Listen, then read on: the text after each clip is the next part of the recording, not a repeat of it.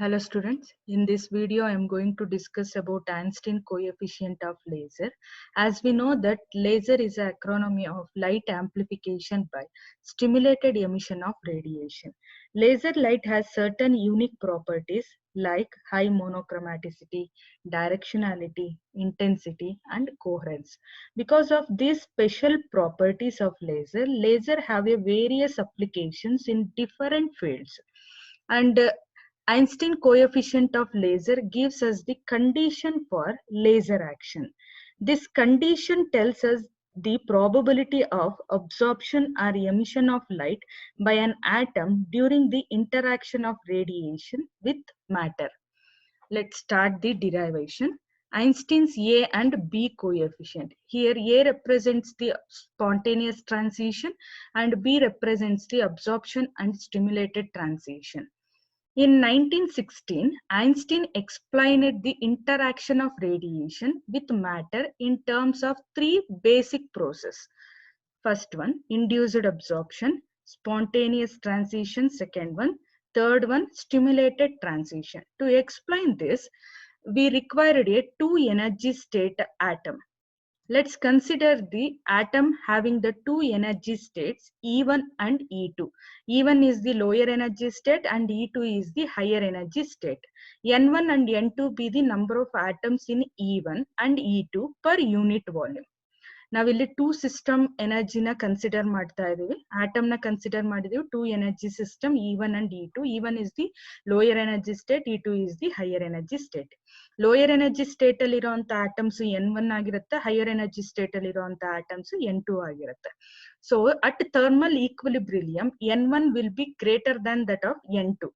ನಮ್ಗೆ thermal equilibrium position ಅಲ್ಲಿ ನಮ್ಗೆ ಲೋಯರ್ ಸ್ಟೇಟ್ ನಮ್ಗೆ ಯೂಶಲ್ ಆಗಿ ಆಕ್ಯುಪೈ ಆಗಿರುತ್ತೆ compare to higher energy states. So ಇಲ್ಲಿ ನಮ್ಗೆ ಥರ್ಮಲ್ ಈಕ್ವಿಲಿಬ್ರಿಲಿಯಂ ಪೊಸಿಷನ್ ಅಲ್ಲಿ ನಮ್ಗೆ ಏನಾಗಿರುತ್ತೆ ಅಂತ ಹೇಳಿದ್ರೆ N2 ನಮ್ಗೆ ಕಮ್ಮಿ ಇರುತ್ತೆ compare to N1. First one, induced absorption. Induced absorption ನ ಎಕ್ಸ್ಪ್ಲೈನ್ ಮಾಡಕ್ಕೆ again we are considering two energy state. This two energy state ಅನ್ನ ನಾವು ಕನ್ಸಿಡರ್ ಮಾಡ್ತಾ ಇದೀವಿ E1 and E2. E1 state ಅಲ್ಲಿ N1 ಆಟಮ್ಸ್ ಇದೆ, E2 ಸ್ಟೇಟ್ ಅಲ್ಲಿ N2 atoms ಇದೆ. ಇಲ್ಲಿ ನಮ್ಗೆ E1 ಸ್ಟೇಟ್ ಅಲ್ಲಿ ಇರುವಂತ ಆಟಮ್ ನಾವು ಇಲ್ಲಿ ರೆಪ್ರೆಸೆಂಟ್ ಮಾಡಿದೀನಿ. ಸೊ ಇಲ್ಲಿ ನಮ್ಗೆ ಲೋಯರ್ ಎನರ್ಜಿ ಸ್ಟೇಟ್ ಇಂದ ಹೈಯರ್ ಎನರ್ಜಿ ಸ್ಟೇಟ್ಗೆ ಆಟಮ್ ಎಕ್ಸೈಟ್ ಆಗ್ಬೇಕು ಅಂತ ಹೇಳಿದ್ರೆ it requires energy. To excite the atom to the higher energy state, it requires an energy. So ನಾವು ಇಲ್ಲಿ ಎಕ್ಸ್ಟರ್ನಲ್ ಎನರ್ಜಿನ ಇನ್ಸಿಡೆಂಟ್ ಮಾಡಿದಾಗ ಲೋಯರ್ ಎನರ್ಜಿ ಸ್ಟೇಟ್ ಅಲ್ಲಿ ಇರುವಂತ ಆಟಮ್ಗೆ it get excited to the higher energy state.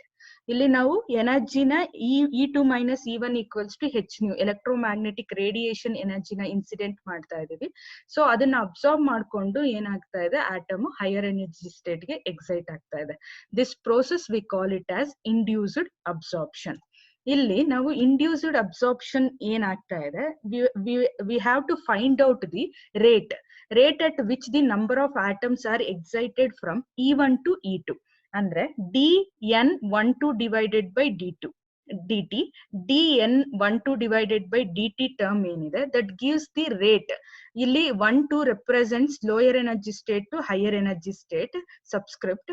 ಇಲ್ಲಿ ನಮ್ಗೆ ಲೋಯರ್ ಎನರ್ಜಿ ಸ್ಟೇಟ್ ಅಲ್ಲಿ ಇರುವಂತ ಆಟಮ್ ಎಷ್ಟು ಹೈಯರ್ ಎನರ್ಜಿ ಸ್ಟೇಟ್ ಗೆ ಹೋಗ್ತಾ ಇದೆ ಅನ್ನೋದನ್ನ ನಾವು ಫೈಂಡ್ ಔಟ್ ಮಾಡ್ಕೋಬೇಕು. That gives us the rate. A rate, according to Einstein, that rate of induced absorption is directly proportional to ಏನಾಗಿರುತ್ತೆ ಅಂದ್ರೆ N1 number of atoms in the E1 state, lower energy state ಅಲ್ಲಿ ಇರುವಂತ atom ಮೇಲೆ depend ಆಗಿರುತ್ತೆ. And also to the energy density. ನಾವು U ಅನ್ನೋದು energy ಡೆನ್ಸಿಟಿನ consider ಮಾಡ್ತಾ ಇರೋದು. ಅಂದ್ರೆ ಎಕ್ಸ್ಟರ್ನಲ್ ಎನರ್ಜಿನ ನಾವೇನ್ ಸಪ್ಲೈ ಮಾಡ್ತಾ ಇದೀವಿ that energy is U, energy density. ಆ ಎನರ್ಜಿ ಡೆನ್ಸಿಟಿ ಮೇಲೆ ಡಿಪೆಂಡ್ ಆಗಿರುತ್ತೆ. ಸೊ ಪ್ರೊಪೋರ್ಷನಾಲಿಟಿ ಕಾನ್ಸ್ಟೆಂಟ್ ನ ನಾವಿಲ್ಲಿ B12 ಅಂತ ರಿಪ್ಲೇಸ್ ಮಾಡ್ತಾ ಇದೀವಿ. That B12 is the Einstein coefficient for induced absorption. 1-2 represents the lower energy state 1, the higher energy state 2. So N1 is the number of atoms in E1 per unit volume. Next one, spontaneous transition. Again we are considering the two energy state, but here atom is in higher energy state. Higher energy state ಅಲ್ಲಿ ಇರುವಂತ atom ಅನ್ನ consider ಮಾಡ್ತಾ ಇದೀವಿ. ಇಲ್ಲಿ ನಮ್ಗೆ ಯಾವುದೇ ತರ energy supply ಇಲ್ದಂಗೆ higher energy atom lower energy state ಗೆ ಡಿಕೆ ಆದಾಗ without external energy higher energy state ಅಲ್ಲಿರುವಂತ atom tends to decay to lower energy state, then we call it as spontaneous transition. ಇಲ್ಲಿ ನಮ್ಗೆ ಹೈಯರ್ ಎನರ್ಜಿ ಸ್ಟೇಟ್ ಅಲ್ಲಿರುವಂತ atom lower energy state ಗೆ decay ಆಗುತ್ತೆ. ಅದ್ರ tendency unstable ಆಗಿರುತ್ತೆ, tendency towards lower energy state ಆಗಿರುತ್ತೆ. While coming back it emits the incoherent photon. ಇಲ್ಲಿ radiation ನ ಎಮಿಟ್ ಮಾಡ್ಕೊಂಡು ನಮ್ಗೆ ಲೋಯರ್ ಎನರ್ಜಿ ಸ್ಟೇಟ್ ಗೆ ಡಿಕೆ ಆಗುತ್ತೆ. ಸೊ ಇಲ್ಲಿ ನಾವು ಏನ್ ಫೈಂಡ್ ಔಟ್ ಮಾಡ್ಕೋಬೇಕು ಅಂತ ಹೇಳಿದ್ರೆ number of atoms from higher energy to lower energy decay ಎಷ್ಟು ಆಗ್ತಿದೆ ಅನ್ನೋದನ್ನ ನಾವು ಫೈಂಡ್ ಔಟ್ ಮಾಡ್ಕೋಬೇಕು. That gives us the spontaneous transition rate dN21 divided by dt. Number of atoms decreasing in E2 due to spontaneous transition.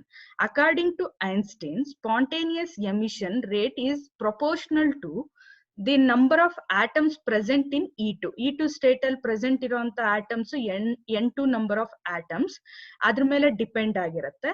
So ಇದನ್ನ ನಾವು ಬರೆಯೋದಾದ್ರೆ dN21 divided by dt equals to N2 into A21. Here A12 represents the Einstein coefficient for spontaneous transition. ಇಲ್ಲಿ 2 represent ಮಾಡ್ತಾ ಇರೋದು energy state 2 ಇಂದ 1 state ಗೆ DK ಆಗ್ತಾ ಇರೋಂತ atom ನ specify ಮಾಡ್ತಾ ಇರುತ್ತೆ. ಸೊ ಇದು ಸ್ಪಾಂಟೇನಿಯಸ್ ಟ್ರಾನ್ಸಿಷನ್ ಕೋಎಫಿಷಿಯಂಟ್.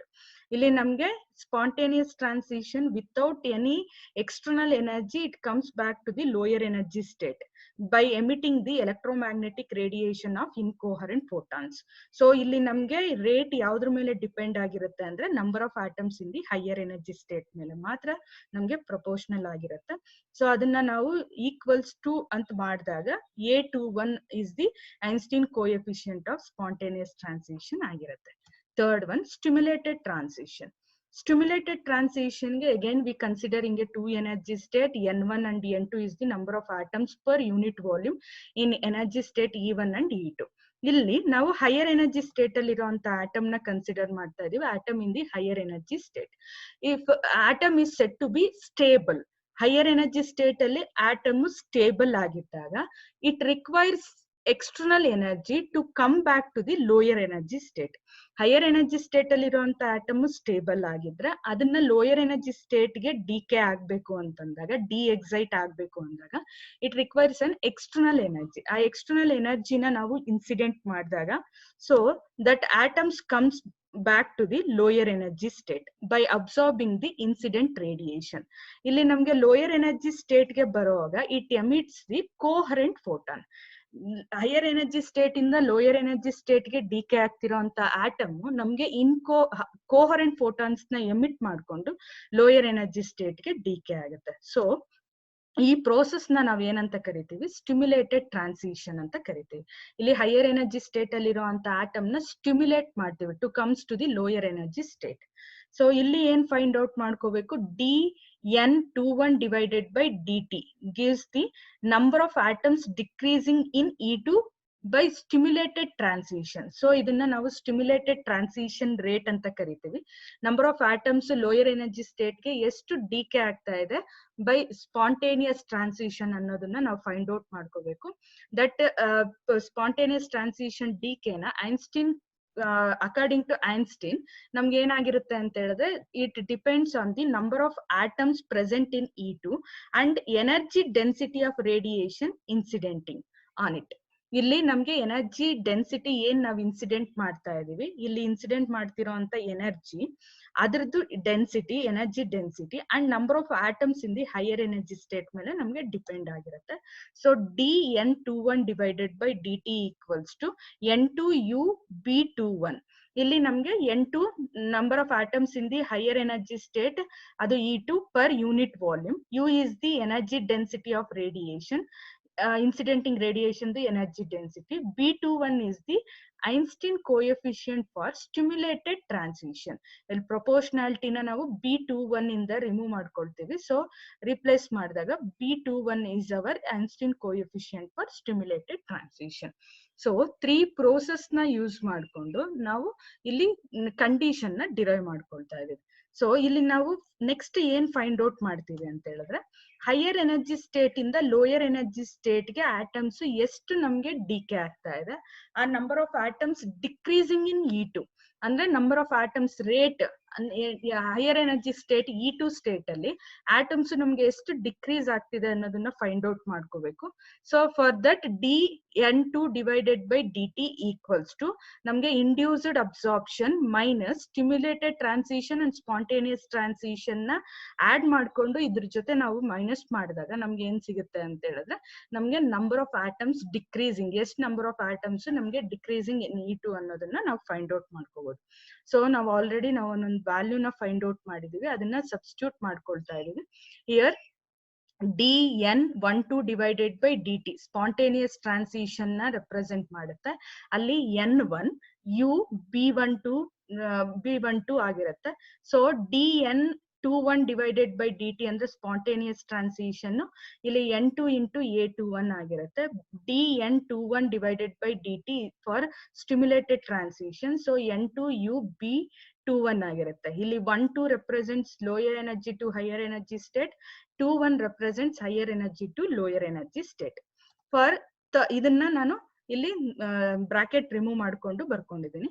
ಸೊ ಇಲ್ಲಿ ಅಟ್ ಥರ್ಮಲ್ ಈಕ್ವಿಲಿಬ್ರಿಲಿಯಂ ಪೊಸಿಷನ್, ಇಲ್ಲಿ ಕಂಡೀಷನ್ ಏನ್ ಹೇಳ್ತಾರೆ ಅಂತ ಹೇಳಿದ್ರೆ, at thermal equilibrium position number of atoms from lower energy state to higher energy state, higher energy state to lower energy state will be balanced. ಅಂದ್ರೆ equilibrium state ಅಲ್ಲಿ ನಮ್ಗೆ lower energy state ಇಂದ excite ಆಗ್ತಿರೋಂತ atoms, higher energy state ಇಂದ lower energy state ಗೆ deexcite ಆಗ್ತಿರೋಂತ atoms ನಮ್ಗೆ equilibrium ಆಗಿರುತ್ತೆ, ಸೇಮ್ ಆಗಿರುತ್ತೆ. ಆ ಟೈಮ್ ಅಲ್ಲಿ ನಾವು ಡಿಕೆ ನ ನೋಡೋದಾದ್ರೆ that will be equals to 0 ಆಗಿರುತ್ತೆ. ಅಂದ್ರೆ ಡಿಕ್ರೀಸಿಂಗ್ ಆಟಮ್ಸ್ ನ ಕನ್ಸಿಡರ್ ಮಾಡೋದಾದ್ರೆ ನಮ್ಗೆ ಎರಡು ಸೇಮ್ ಆಗಿರುತ್ತೆ. So that will be equals to 0 ಆಗಿರುತ್ತೆ.